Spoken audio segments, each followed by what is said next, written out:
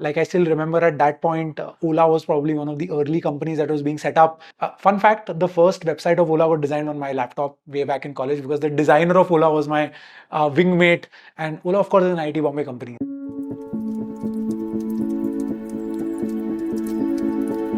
I am your typical small town boy. I come from this city called as Nagpur, and as I grew up over there in Nagpur, went to a boys' school. It was very close to my house, so traveled by cycle, came back from there just like that. And of course, throughout that period, definitely enjoyed participating in a bunch of things, right? Like a lot of typically being the house captain, participating in sports, participating in debates, and so on and so forth. And yeah, that's how that journey started. Really had no plans to get into IIT, except that at the day of our board results, me and a couple of other friends of mine, we were just sitting on our on the staircase in our football field, and they just told me that there is some random institute that is doing some exam today, and if you do well in that exam, they'll give you some discount and their coaching. And we said कि यार चलो चले जाते हैं, आज वैसे भी कुछ करने को नहीं है. Went over there, applied over there, fortunately got through that examination, got the scholarship, and then said कि okay, scholarship मिली गई है, this IIT engineering thing seems interesting. Anyways, there was a bend towards science and math throughout life, and originally I wanted to do engineering physics a lot. So felt that maybe this is something that I would like to do. So continued going down that path, and then started actually preparing for IIT post my 10th. I joined actually with Saurabh and Harish. We were all batchmates. We joined in 2006. At that point, I don't think there was even this term called as a unicorn startup. Startups just barely existed in this country. I actually got to know about Orkut in my first year of college, and by then Orkut was already very large. The thought process always was that you wanted to create something of unique value, help the world move ahead and give something back to the society, create value for people and individuals out there. And as a result, started participating in a bunch of these things throughout college. Did my first small startup in the 4th year of my college actually.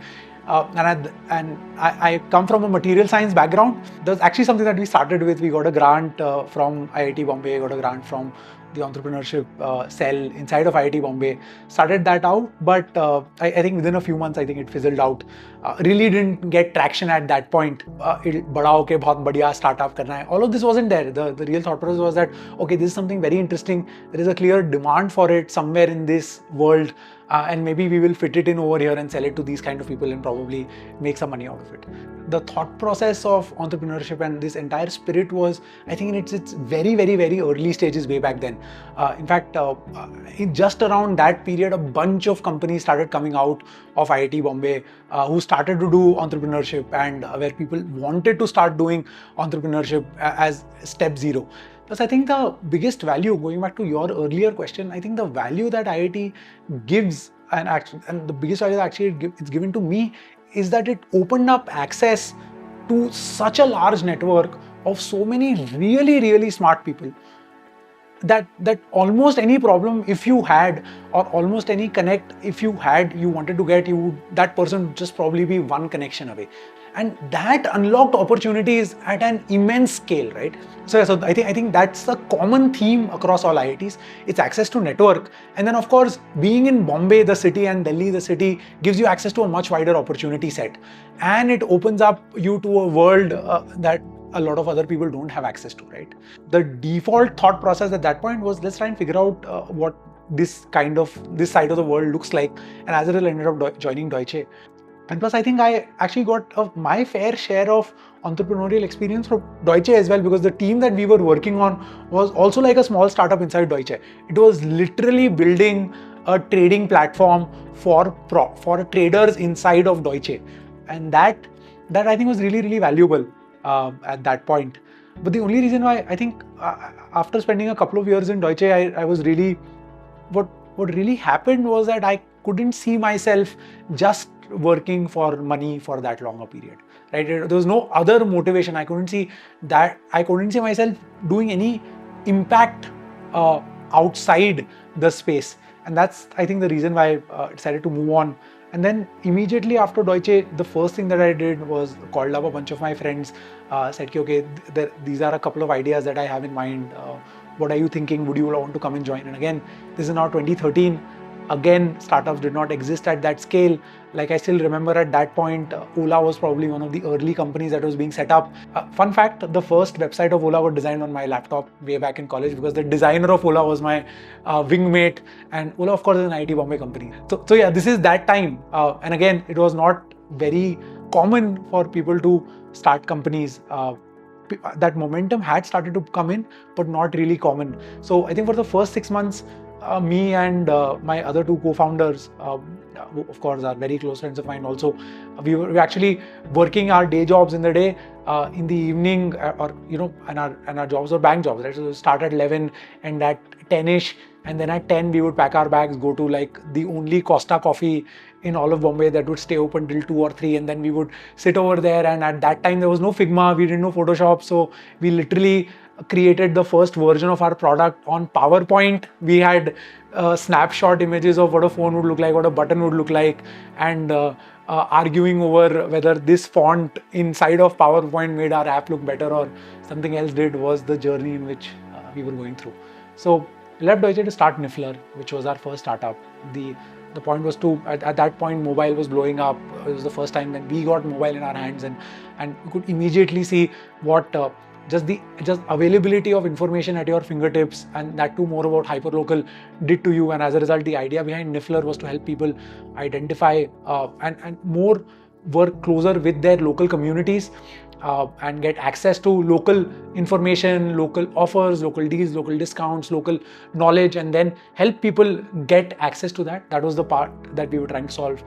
We started off building out a media-based model from a monetization perspective.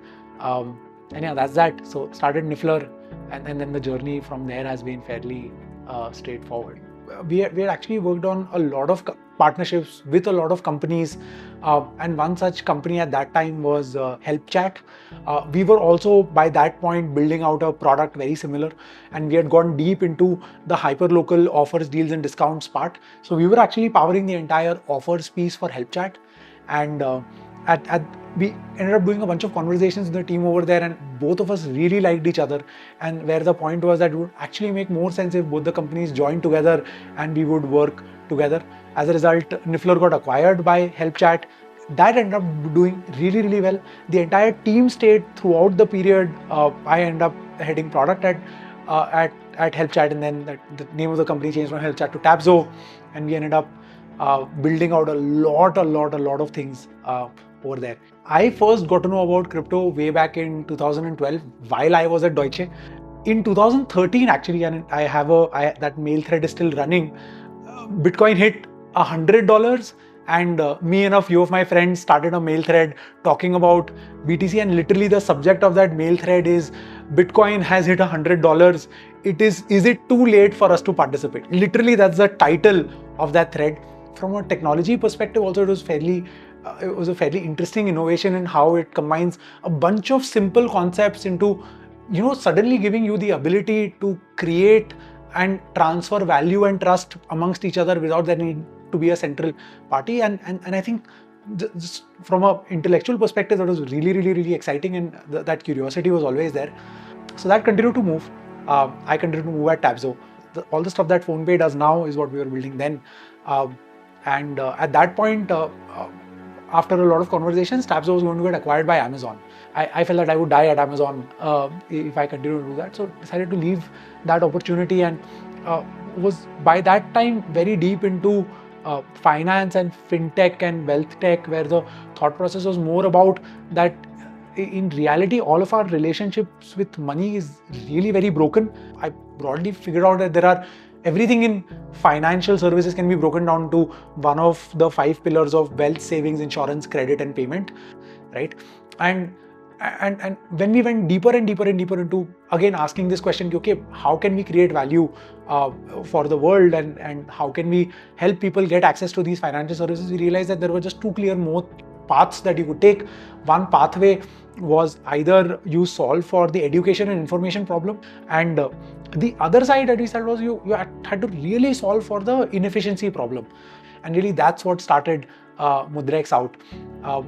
Our mission statement over there is that we want to solve and make financial services more and more accessible to users in the world. We feel that going the crypto pathway is the right pathway for the same, because it fundamentally solves for a few efficiency problems that don't exist, that do exist a lot otherwise, and that's how we started off that journey. So I think, first personally talking about me, I'm not a trader.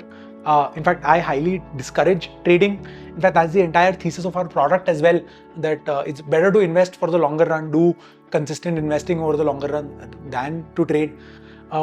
This is not the first time I'm investing in Saurabh. Saurabh and Harish are great friends, and I've always believed in their ability. I do love both of these guys purely from the perspective of how they think about where the world is moving and the strengths that they bring to the table in trying to solve for this really important problem.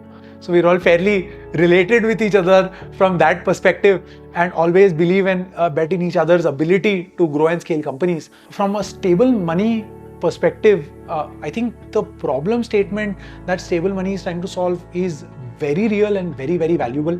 40% of India's wealth is actually in FDs. As the next few years, at least directionally the way I'm seeing the next few years progress, we are going to stay in an environment of high interest rates. That really means that anything that is taking more risk in your life is going to now start competing with a very simple FD for an interest perspective, from a returns perspective. And I think as a result, the problem that stable money is trying to solve for is as a result very, very valuable.